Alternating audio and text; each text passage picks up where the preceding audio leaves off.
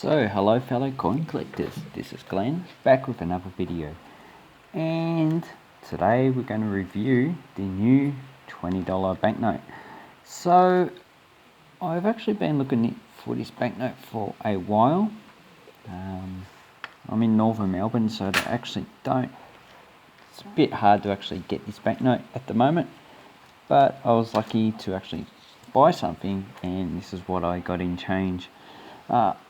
I've tried some of the banks, the ATMs, but none of them seem to have it.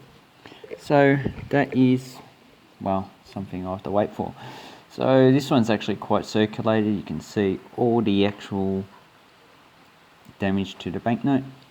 So we're just going to go over the features on the banknote, the security features, and what the values are at the moment.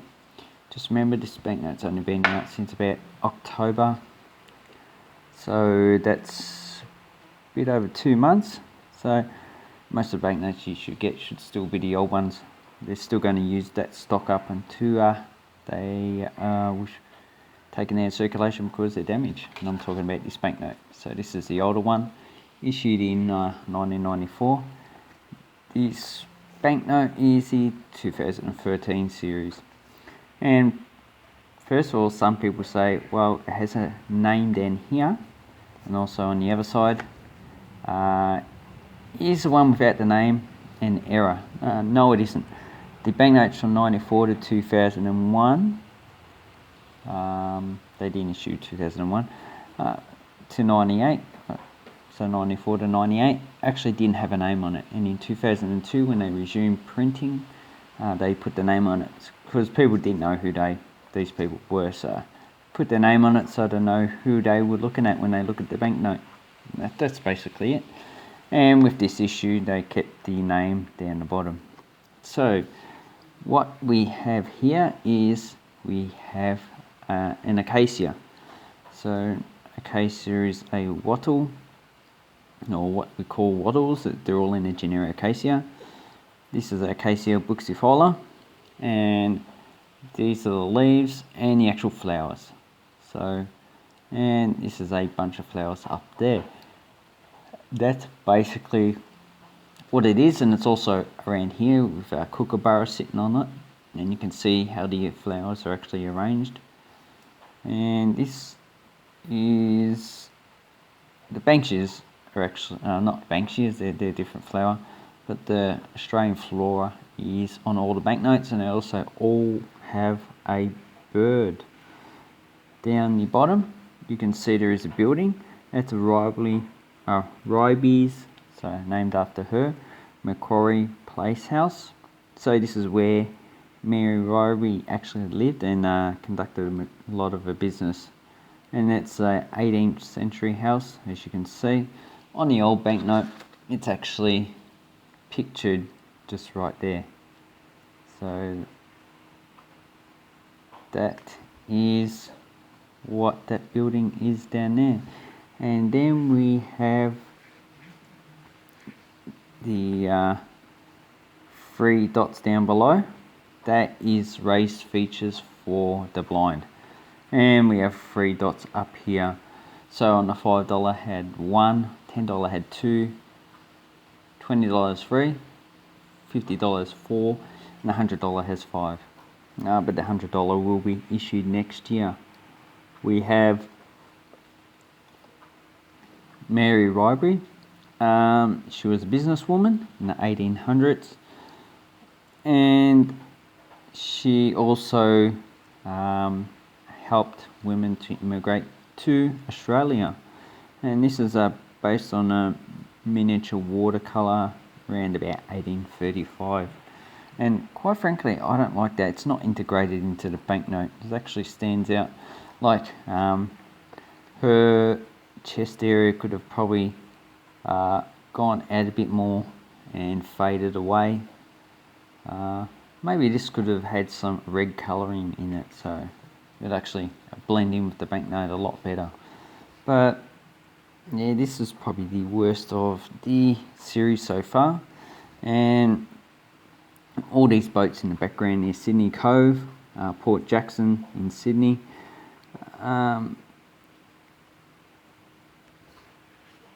Okay, the Port Jackson schooner is indicative of the ships owned by Ribley and a traditional Oira Nobi canoe. So the canoe's down there. That's a traditional Aboriginal canoe, and then the ethnic group or the language group is the Oira, who inhabited the Sydney region.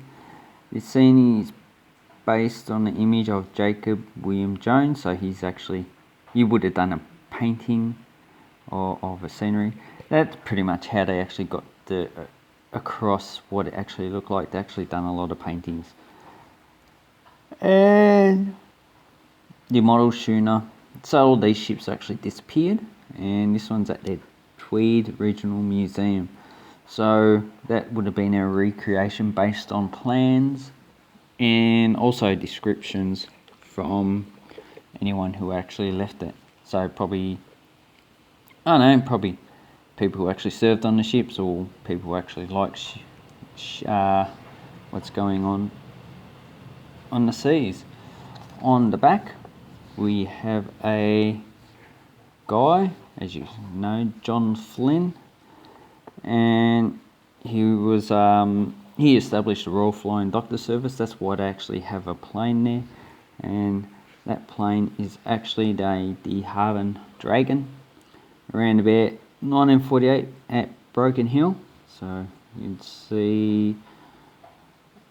can see remote homestead, got a tractor there, looks like a tractor, 2 people waving goodbye. This would have been an agriculture area. So that's a nice, beautiful old plane that looks a bit terrible. Here we have a laughing kookaburra, and as you can see, it actually changes colour. Ooh, that's nice. Okay, metallic colour, not as much as the bird up there, but and you can see the wings changing colour, so that's nice. I like that. Laughing kookaburra, I get them around my area. You get them all around Australia. There is another bird called the blue kookaburra, which is in the same genus, the Dacelo, and that one lives up north though, up in the northern part of Australia.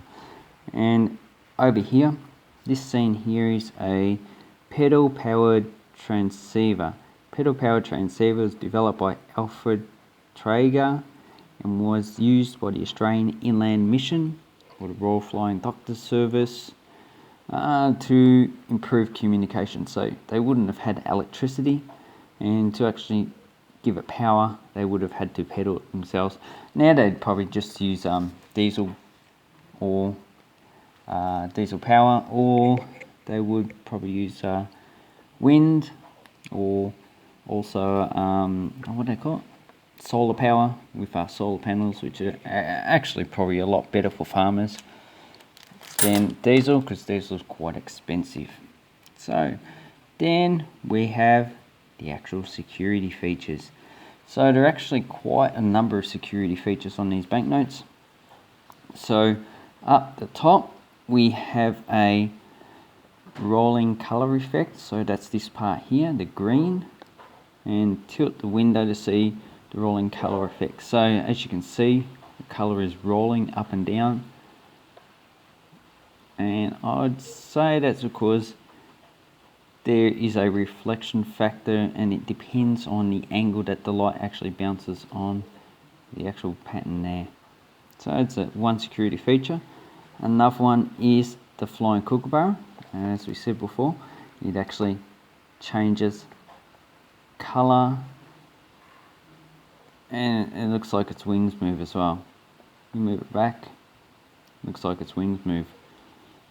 So that's a flying kookaburra. And let's have a look. There you go. You can see its wings are moving.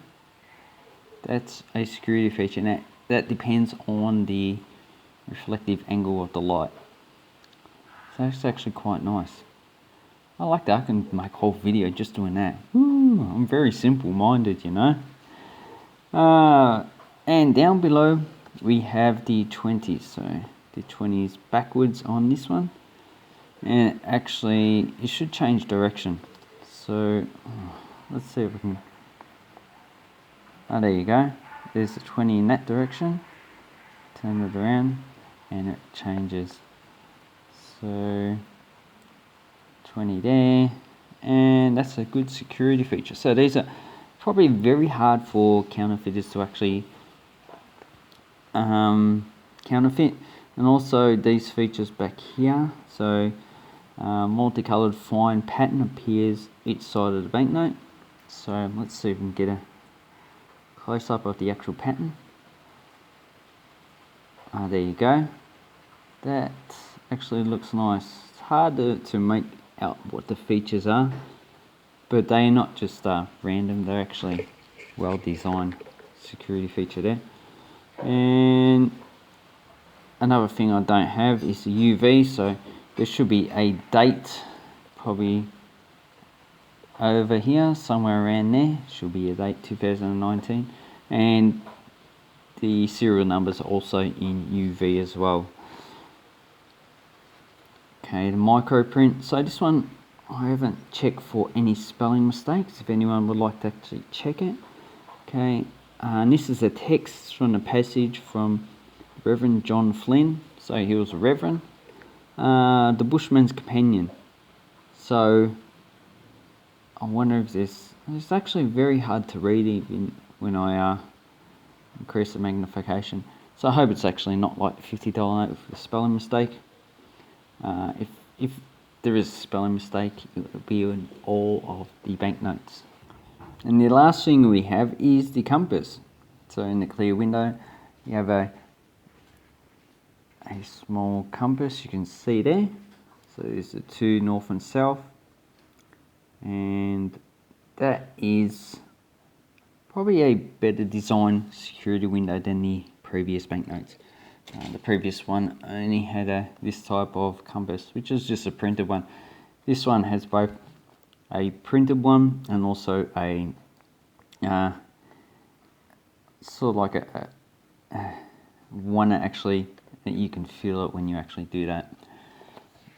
And the security features also occur on the obverse of the banknote. So on this side we have, down here there's actually a fluorescent colouring around here, and it's actually a kookaburra in flight. So when I get a UV I actually show it.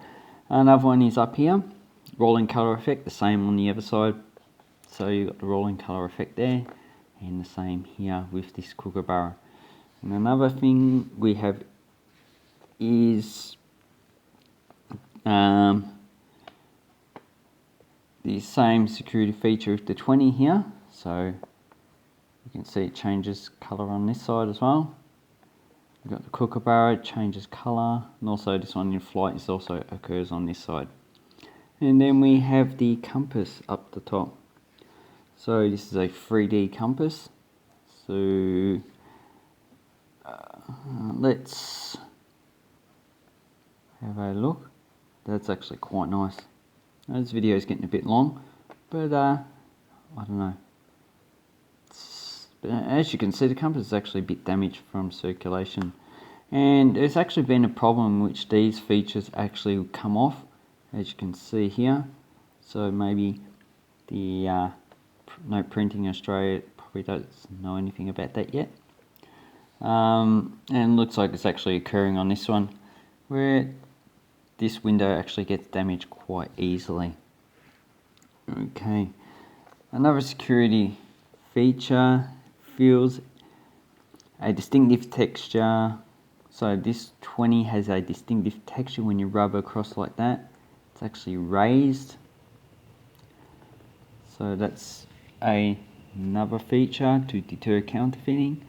And also has micro printing down here. And this is from Mary Ribery's Edwin, Governor, Macquarie, James, John, Palmer, Mercury, and Raven. And they are the names of the ships that were actually owned by her. So she's quite a successful businesswoman. A lot more successful than me. And overall, while I don't like the actual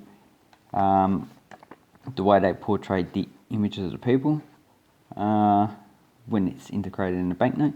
Most of the banknote is actually quite nice, but this one is actually a little bit better.